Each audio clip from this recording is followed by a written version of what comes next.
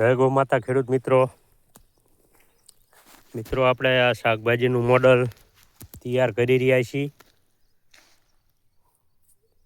Deep પાથરી દીધી છે બેડ બનાવીને, અને હવે મલ્ચિંગ પાથરવી છે. આપ જોઈ શકો છો મિત્રો, આ ડ્રીપને 13મું વર્ષ મહિના દિવસ પછી ચાલુ થાય છે. આપણે નેટાફિન કંપનીની ડ્રીપ કરેલી છે, પણ હજી ક્યાંય હોલ બંધ નથી અને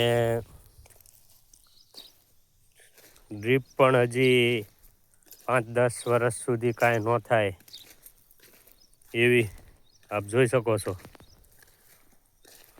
આ મલ્ચિંગ આપણે પાથરવાનું ચાલુ કરી દીધું છે.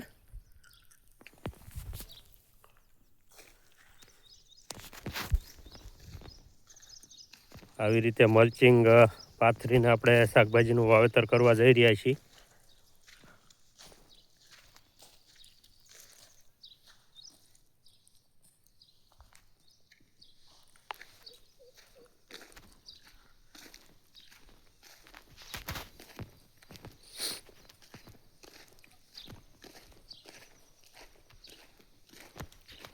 જય ગૌ માતા.